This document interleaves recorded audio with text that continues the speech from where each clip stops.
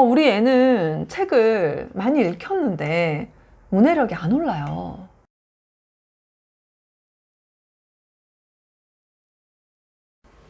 안녕하세요. 캐리스와 다니엘의 엄마 캐다마입니다. 제가 한 2주 전에, 얼마 전에 이제 이 영상 찍었었잖아요. 당신의 문해력.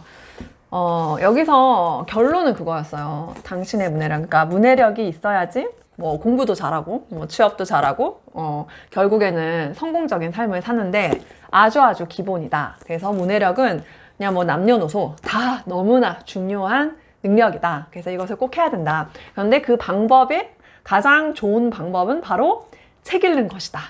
예, 이게 이 책의 결론이에요. 그리고 사실 책 육아하는 엄마들, 그리고 뭐 잠수내 영아 하시는 분들 다 아시죠, 이거. 그리고 제가 이제 굉장히 좋아하는 책, 예, 공부머리 독서법. 여기서도, 예, 책이다. 네.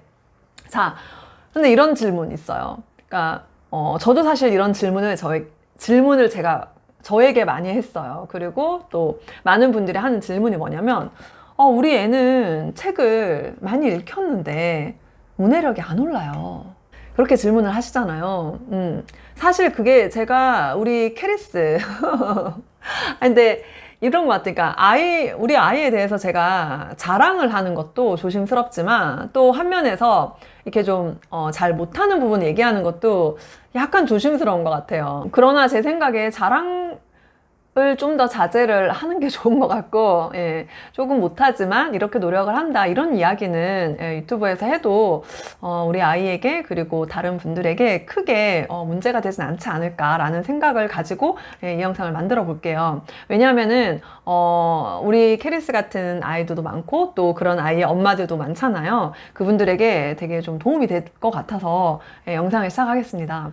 저는 진짜 우리 캐리스가 초등학교 2학년 올라갈 때 제가 그때서야 이제 책 육아나 잠수내 영어 이런 거에 대해서 눈을 떠서 사실 제가 최근에 이제 지난 영상에 이 댓글을 보고 정말 전곡을 찔린 느낌이었는데, 네, 정말 캐리스가 만약에 조금 더 일찍 제가 책을 정말 많이 읽어주고 그래서 그렇게 했더라면은 얼마나 좋았을까. 사실 어머니들 다 그 생각 하시잖아요. 내가 조금만 더 일찍 또는 조금만 더 많이, 뭐 다들 그런 생각 하죠.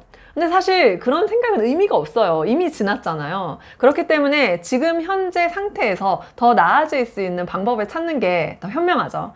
그래서 저는 어쨌든 우리 캐리스가 비록 이제 책 육아의 뭐랄까 골든타임이라 그래야 되나? 그게 이제 초2까지인데 그걸 약간 지나다시피 해서 시작을 해서 아무래도 많이 읽은 데 비해서 문해력이 크게 크게 실력이 확 오르지 않고, 문해력이 사실 좋지 않으면요, 약간 부족하면은 영어 독해 시험, 그러니까 잠수내 레벨 테스트를 잘 보기 어려워요. 이거는 그냥 되게 당연한 거예요. 그렇다 보니까 아이가 영어책을 아무리 많이 읽어도 영어 레벨이 잘 안 나오는 거죠. 그래서 제가 정말 고민이 되어서 원인을 이제 찾아봤죠. 제가 생각할 때 책을 정말 많이 읽혔는데도 문해력이 오르지 않는 원인은 뭐 이 세 가지 정도로 추려질 수 있을 것 같아요. 첫 번째는 방금 말씀드린 것처럼 책 육아를 너무 늦게 시작하는 경우. 그러니까 정말 그러니까 아이들이 충분히 그림을 보고 이제 상상도 할 수 있고 정말 재미나게 그 내용에 빠져들 수 있고, 그리고 글이라는 거를 처음 이제 접하고 할 때 굉장히 즐거운 기억으로 남을 수 있는 어떤 그런 영유아기 때, 그리고 초등학교 1학년, 2학년, 저학년 때, 그때 정말 책 육아를 진심을 다해서 했었더라면 너무 좋았을 텐데 그렇지 못했던 거, 그게 이유가 되지 않을까. 그리고 두 번째는 선천적인 거, 솔직히. 그러니까 저는 굉장히 성장형 사고방식이라고 굉장히 많이 말을 하는데, 저는 사람이 타고난 것보다 후천적으로 개발을 해서 정말 얼마든지 성장할 수 있다라고 굳게 믿고 있거든요. 그러니까 예를 들어서 모차르트 같은 경우 사람들이 모두가 다 천재인 줄 알고 있잖아요. 물론 천재죠. 그런데 사실 모차르트는 아주 어릴 때 우리나라, 그러니까 만 4세, 그러니까 우리나라 나이로 뭐 4, 5세? 굉장히 어릴 때부터 그 아버지가 굉장히 좀 강압적으로, 그 피아노 연습을 엄청나게 무지막지하게 막 일주일에 35시간?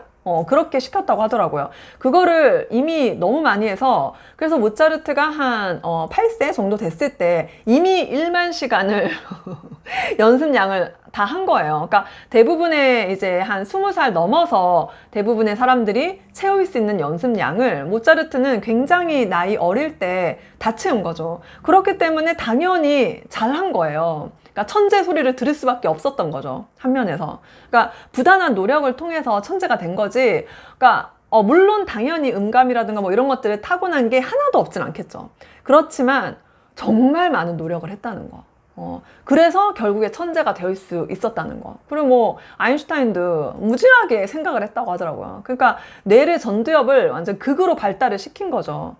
어찌됐든 그렇지만 예를 들어 선천적으로 너무 이제 좀 이렇게 부족한 사람 같은 경우에는 다른 사람이 1 노력할 거를 이 사람 한 10을 노력해야지 될 수 있다. 이러면 조금 힘들잖아요. 그런 차원에서 우리 케이스를 생각할 때 저는 이제 원인을 따져봤을 때 좀 선천적으로, 그러니까 예를 들어 태어났을 때 이제 말이 너무 늦어서 3돌 정도 돼서도 말을 이제 못 해가지고 병원을 가야 되나 이런 일도 있었었고, 그리고 뭐 여러 가지 발달이 다 느렸어요. 그 뒤집기, 걷기, 모든 발달이 다 느렸고, 말도 느렸고, 그리고 말은 터졌지만 문장으로 하기까지 또 시간이 오래 걸렸고, 이런 게 있었어요. 그리고 뭐 이제 좀 이렇게 영유아 때도 이제 말을 왜 문장으로 완벽하게 제대로 하는 데까지 걸린 시간이 꽤 길었던 거죠. 그러니까 예를 들어 다른 이렇게 애들 보면은 조금 더 빠른 애들은 2, 3년 전에 이미 완벽한 문장으로 했었는데 우리 애는 아주 한참 후에 하고 이런 시기였어요. 그래서 좀 이렇게 언어적으로 이렇게 말을 하는 그런 부분이 좀 타고난 부분이 부족하구나 이런 걸 생각했죠. 그러니까 그게 원인이 될 수도 있어요. 책을 정말 많이 읽었는데 문해력이 너무 더디게 올라가는 경우 그게 원인이 될 수도 있다고 생각을 합니다. 그리고 세 번째 원인은 제 생각에 우리 캐리스가 1학년 때 펄러비즈 이제 방과후 수업을 했었어요. 이렇게 펄러비즈 이렇게 막 끼는 거 있잖아요. 근데 선생님 그때 이제 아이가 좀 너무 하기 싫어해가지고 이제 수업을 중간에 이제 그만두게 됐어요. 그래서 이제 선생님께 말씀을 드렸는데 이제 진짜 대본에 이 말을 하시는 거예요. 캐리스는 집중력이 너무 안 좋아서 이거라도 안 하면 큰일 나요. 이러는 거예요.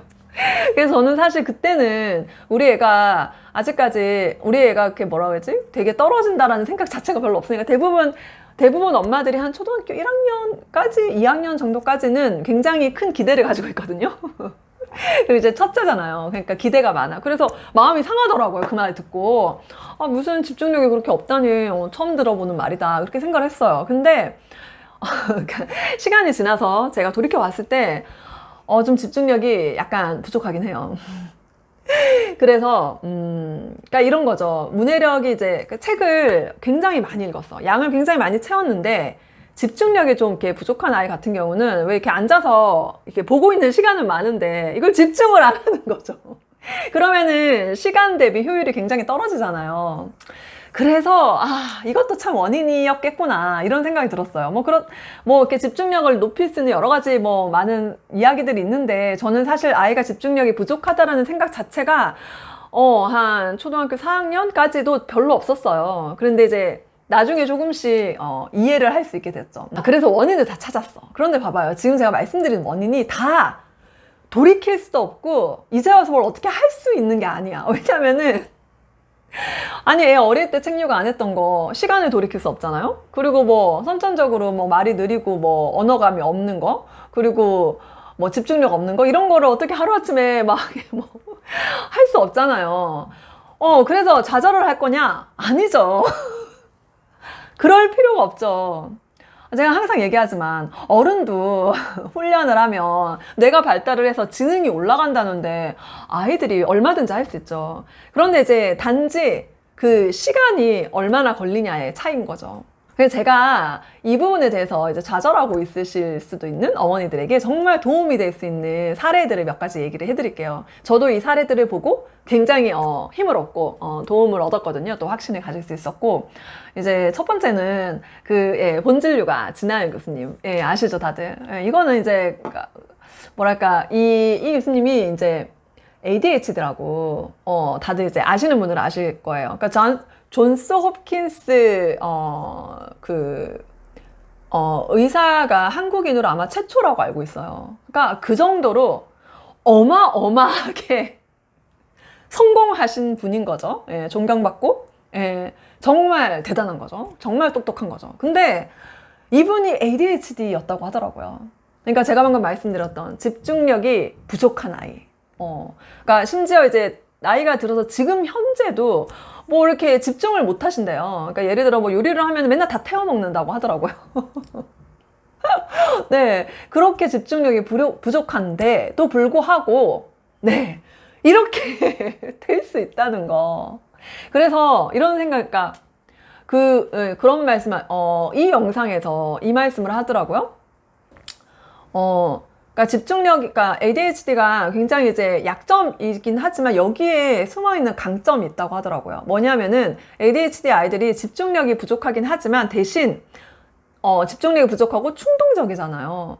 그렇기 때문에 모험심이 있는 거예요. 그러니까 도전 정신이 뛰어난 거죠. 그래서 사실 우리 아이가 집중력이 부족하긴 하지만 이렇게 병이 진단을 받을 정도도 아니고 일상생활에 위험이 따를 정도로 막 충동적이고 집중을 못하고 이렇지 않잖아요. 거기에 대해서 한 면에서 위안도 되지만 또 한 면에서 So what? 괜찮아. 집중력이 좀 부족하지만 집중력이 아주 부족한 사람도 자신의 강점을 살려서 최선을 다해서 노력을 했을 때 이런 사람도 이렇게 될 수도 있다. 그래서 아이의 약점에 대해서 너무 뭐라 해야지? 얘는 안 된다. 이래가지고 안 된다. 저래가지고 안 된다. 이렇게 생각하지 마시고 아이가 좀 어떤 부분이 부족하다. 그리고 이거는 타고난 부분이 특히 부족한 부분을 발견했을 때 좌절할 필요가 없어요. 예, 인간의 능력은 이 뇌는 진짜 발달을 시키면 시킬수록 더 발달을 합니다. 그렇기 때문에 아이를 믿고 맞는 방법을 꾸준히 취해주면 돼요. 맞는 방법이 뭐예요? 네. 이 두 책에서 얘기하는 거. 책 읽기입니다. 그리고 또 하나 사례가 이거는 제가 얼마 전에 유튜브 저는 이제 그 설거지 하거나 이런 거 빨래 개건 집안일 할 때 가끔 이제 좀 너무 하기 싫을 때 혼자 집안일을 해야 될 때가 있잖아요. 그럴 때 너무 하기 싫을 때 제가 이제 유튜브를 귀에 꽂고 블루투스로 꽂고 그냥 들으면서 해요. 그럴 때 주로 이제 교육이나 자기계발에 관한 유튜브를 듣는데 제가 최근에 어쩌다가 알고리즘이 저를 인도해서 이 영상을 봤어요. 예. 근데 이제 여기서 여기에 이제 사례가 그러니까 다른 과목은 다 막 100점, 막 수학도 100점 이런데 국어만 50점, 막 이런 아이가 있는 거예요. 그래서 이제 논술이라든가, 수능 기출 국어 이런 고액 과외를 6개월인가 시켰는데 얘가 고1이에요. 시켰는데도 불구하고 오히려 국어 성적이 떨어진 거죠. 국어에 시간을 제일 많이 투자했는데 떨어지고 다른 과목은 잘하는 거야. 그래서 이제 이분들이 이제 진단을 내린 결과가 그거였어요. 문해력 결국은. 그러니까 이런 기본기가 되어 있지 않은 경우에는 사실 쉽지 않다. 그리고 그때 고1 때는 이제 국어 외에 수학이나 영어나 다른 사회과학 이런 것도 다 점수가 좋은데 솔직히 고등학교 2학년 되면은 아마 다른 과목도 이제 성적이 좋게 나오기 어려울 거다. 왜냐하면은 문해력이 바탕이 안 돼 있으면은 그러니까 읽고 이해하는 능력이 떨어지는 아이가 사실 다른 과목들도 좋은 점수를 받기가 어렵죠. 그리고 수능도 쉽지 않을 거다. 이런 이제 진단을 하면서 그래서 솔루션이 뭐냐 그랬는데 거기서 이제 홍프로님? 그분이 사실 이제 영어 강사하시더라고요. 근데 굉장히 그리고 말씀을 조리 있게 너무 잘해요. 근데 이러는 거예요. 사실 자기가 고등학교 때까지 만약에 나를 본 사람이 지금 내가 이렇게 말을 잘하는 거 보면 깜짝 놀랄 거다. 말을 정말 어눌하게 하고, 그러니까 타고난 언어감이 너무 떨어져서 그래서 이제 문해력이 너무 떨어지는 거죠. 그거를 중학교 때 알았다고 하더라고요. 그리고 이제 어릴 때 정말 말도 진짜 느렸고 말 트는 것도 느렸고 아무튼 이제 읽고 이해하는 능력이 굉장히 떨어지는 거죠. 정말 죽도록 읽었다고 하더라고요. 그러니까 신문 사설이라든가 뭐든 이렇게 닥친 대로 어떻게든 읽었대요. 읽는 걸 계속 했어. 그렇게 해서 결국에는 고3 중간쯤에 드디어 이게 터진 거예요. 포텐이 터진 거지. 그동안 읽은 것이 이 읽기 능력, 언어 능력, 문해력이 이렇게 점프업을 딱 한 거죠. 진짜 시간이 오래 걸리는 문제다. 그러시면서, 그리고 저는 이제 그걸 보면 생각을 했어요. 이게 제가 지난 영상에도 말씀드렸지만, 아이마다, 사람마다 진짜 다 다르다고 생각을 해요. 그러니까 이게 포텐 터지는 시기가. 그러니까 그동안 읽은 것들이 절대 어디 가진 않아. 그러니까 그동안 아이가 한글 책을 많이 읽혔는데도 문해력이 제자리 걸음인 것 같아서 속이 상하시겠지만, 그래도 그동안 읽은 게 어디 안 간다는 거. 그게 계속 쌓이는 거죠. 쌓이고, 그 어느 날, 어느 날 좀 빨리 와라. 그 어느 날. 아니, 그리고 봐봐. 책 육아를 진짜 되게 일찍부터 했어. 진짜 사실 제가 진짜 알았더라면은 저 정말 애 돌쟁이 때부터 열심히 정말 책 많이 읽어주고 상호작용하고 그랬을 것 같아요. 너무 아쉬워. 근데 정말 그렇게 했더라면 더 빨리 터졌겠죠. 근데 이건 달라요. 애마다 달라. 뭐 빨리 했든 느리게 했든 터질 애는 터지고, 그러니까 언제 터질지는 아무도 모르는 거지. 이게 그러니까 엄마가 막 조급해가지고 이런 왜 기출 이제 수능 기출 국어 막 과외 고액 과외를 시켰다고 하잖아요. 그 엄마가. 근데 그래도 안 된다는 거예요. 이게 안 돼요. 문해력이 기출 지문 있잖아요. 그거 가지고 문제를 막 많이 푼다고 해서 이게 되는 게 아닌 거야. 그러니까 국어 성적 올리는 게 진짜 어려운 거고, 사실 국어 언어 능력은 진짜 기본이잖아요. 근데 이런 건 있어요. 왜 기자님들이 뭐 수능 국어를 봤는데 막 5등급인가 되게 낮게 나왔다. 이런 이제 얘기들이 있잖아요. 그래서 그거는 이거예요. 그러니까 그 기자님들이 국어, 언어 능력은 뛰어나죠. 당연히 뛰어나죠. 근데 이제 스킬이 부족해서 그런 거잖아요. 스킬만 하시면 되는 거예요. 근데 우리 애들은 이 스킬을만 해가지고 안 되니까 이 기본 언어 능력, 문해력이 안 되는데 스킬, 막 문제 빨리 푸는 능력, 뭐 어떻게 답을 막 시간 안에 잘하는 거, 이런 거는 아무 의미가 없는 거예요. 그래서 사실 제가 캐리스가 초등학교 4학년 때 이제 레벨이 하도 안 오르니까 결국에는 국어 문제라는 걸 이제 알았어. 왜냐면 해석은 하는데 애가 엉뚱한 답을 골라. 그래서 얘가 스킬이 부족하다 이렇게 생각을 하고서 막 어휘력 문제집, 그리고 뭐 독해 문제집, 그런 것도 해보고, 또 교과서가 그렇게 중요하다. 그래서 국어 교과서부터 해가지고 막 교과서 공부를 막 시켜봤어요. 해봤어. 근데 일단 첫째, 이걸 하면 안 좋은 점이요. 공부 정서가 많이 깨져요. 일단 이게 애의 입장에서 재미가 없잖아요. 재미가 없죠. 그냥 저는 초등학교 때 굳이 그거 안 해도 된다. 해보니까 남는 게 별로 없었던 것 같아요. 물론 애마다 달라요. 이거 진짜 애마다 달라. 이게 애가 준비가 된 애들은 해도 돼.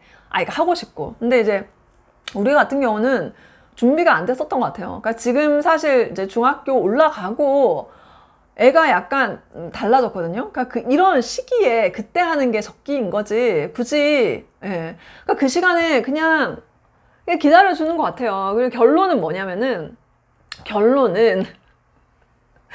약간 허무할 수 있는데, 결론은 양을 채우는 거예요. 진짜. 그냥 기다려주는 거고요. 예. 그리고 물론 이제 독해 문제집이라든가 어휘력 이런 걸 하는 게 막 아주 나쁜 건 아니에요. 당연히 뭐 도움이 되죠. 근데 그게 메인이 되어서는 안 된다는 거죠.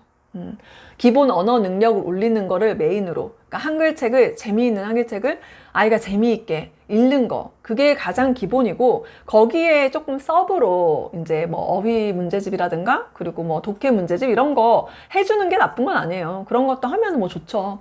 근데 이제 우리가 사실 이제 애들이 놀기도 해야 하고 그리고 운동도 해야 하고 할 게 많잖아요. 근데 이제 이 문제집 때까지 막 넣어줬더니 쉽지 않더라고요. 이게 확실히 책 읽는 시간이 희생되더라고요, 저는. 그래서 저는 약간 과감히 이런 걸 빼고 그냥 책만 읽혔었어요.